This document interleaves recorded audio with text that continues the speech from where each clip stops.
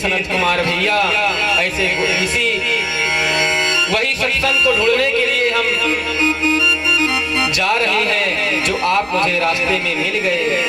अब आप भी बताइए कि उस युवती के जो दो वृद्ध व्यक्ति हैं, जो वृद्ध पुत्र हैं, उनका कल्याण कैसे हो। सनत कुमारों ने कहा, नारद जी कि आप उन्हें श्रीमद् भागवत महापुराण की कथा सुनाओ जिससे उनका कल्याण हो जाएगा। सनत कुमार ने कहा कि आप सुंदर व्यास मंच बनवाइए और वाद्य यंत्र हो और श्रोताएं एकत्रित हो और श्रीमद् भागवत महापुराण का आयोजन हो और भक्ति सहित ज्ञान वैराग्य उस कथा का श्रवण करें, उनकी सद्गति हो जाएगी। नारद जी ने ऐसा ही किया। सनत कुमार चारों भैया व्यास मंच पर विराजमान हैं, कथा सुना रहे हैं और नारद जी मुख्य श्रोता के रूप में विराजमान हैं। सनत कुमार कह रहे हैं, हे नारद जी, इस कथा को सुनने से वृद्ध व्यक्ति भी जवान हो जाता है, जिसकी दुर्गति होनी होती उसकी सद्गति हो जाती है, उसको मोक्ष मिलता है। भागवत कोई साधारण नहीं है। इसकी महिमा गा रहे थे सनत कुमार जी। उसी समय भक्ति मैया उस पंडाल में आकर के ताता थैया नाचने लगी। श्रोताओं ने कहा, ये क्या है, ये कौन है नाच रही है, और सुंदर संकीर्तन छिड़ गया। सब लोग कहने लगे, प्रेम से गाइए। श्री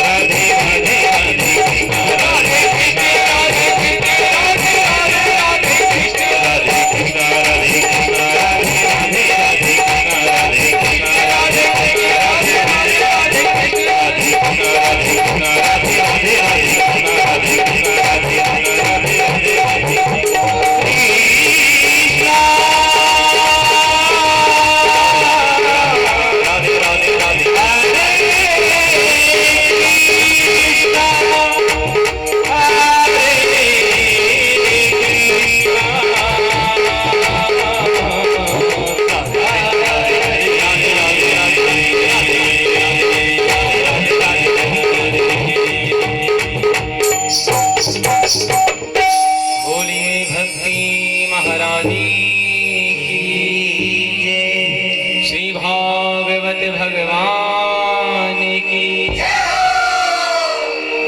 देखिए, भागवत को श्रवण करने से भक्ति मैया ताता थैया नाचने लगी। ज्ञान वैराग्य के सहित ज्ञान वैराग्य जवान हो गए।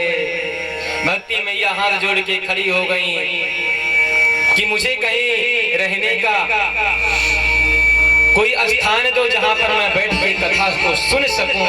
सनत कुमारों ने कहा, हे भक्ति मैया, आप ज्ञान वैराग्य के सहित वैष्णवों के हृदय में विराजमान हो जाओ, ब्राह्मणों के हृदयों में विराजमान हो जाओ।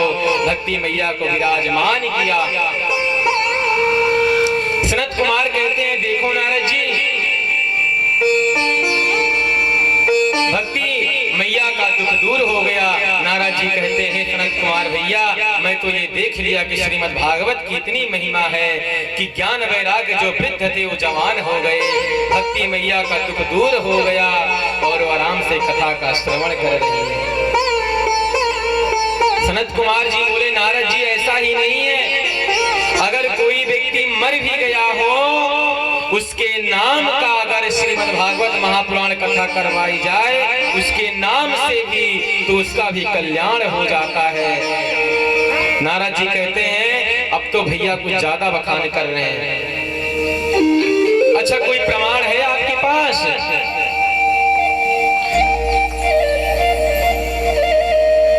सनत कुमार कहते हैं, बिना प्रमाण की मैं बोलता ही नहीं हूं। मेरे पास प्रमाण है ना। बोलते हैं, बताओ। तो बोले, उत्तम नगर का एक गांव है जहां पर आत्मदेव जी रहते हैं। बड़े ही भगवत भक्त हैं, ब्राह्मण भक्त हैं। पुराणों को, शास्त्रों को में सर्वश्रेष्ठ ज्ञाता है। और उनकी पत्नी का नाम है धुंधुली। उनकी पत्नी का क्या नाम है? धुंधुली।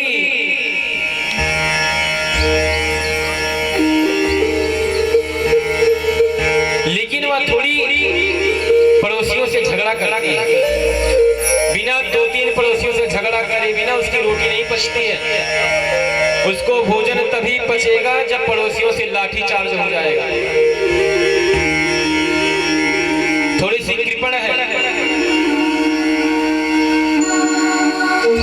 लेकिन कोई संतान नहीं है आत्मदेव जी के।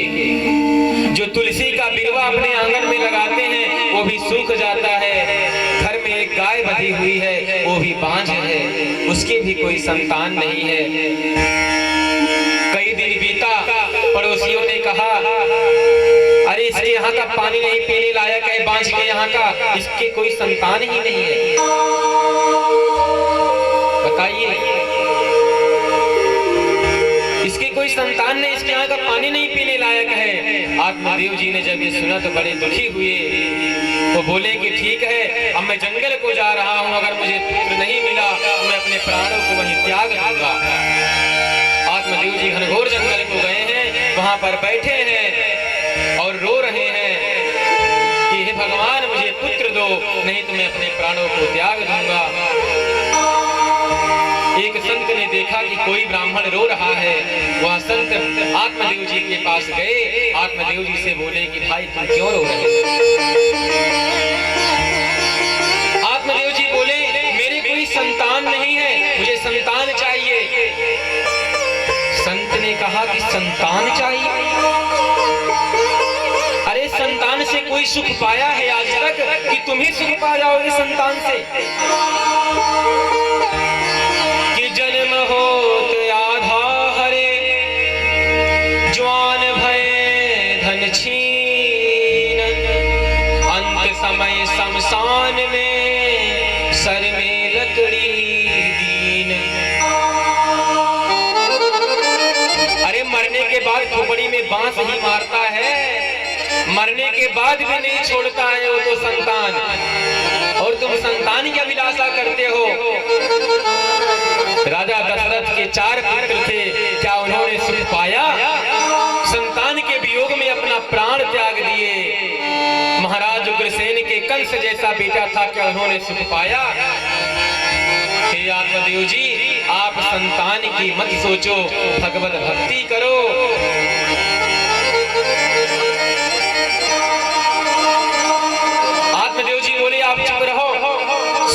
को पुराणों को मुझे मत समझाओ, मैं पढ़ा लिखा हूँ। आप मुझे ये बताओ, आप संतान दे सकते हो या नहीं? संत ने कहा बड़े अच्छे फंस गए हैं। आत्मदेव जी बोले अगर आप नहीं देंगे तो मैं मर जाऊंगा।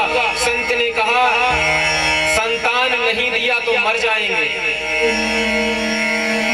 इससे अच्छा है कि दे दो, अपना पीछा छुड़ाते हैं। संत भगवान एक फल निकालते हैं अपने झोली से और आत्मदेव जी को देते हैं। बोलते हैं इदम भक्ष्यम पत्न्या त्वम, कि तुम इस फल को अपने पत्नी के साथ में खाना, तब तुम्हें भगवान की इच्छा होगी तो पुत्र प्राप्त होगा।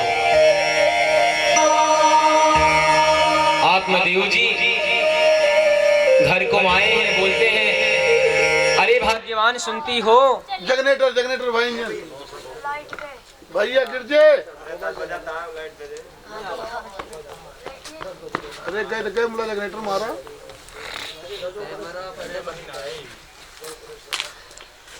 कैमरा मैन देगा भाई, कैमरा मेरा अपन।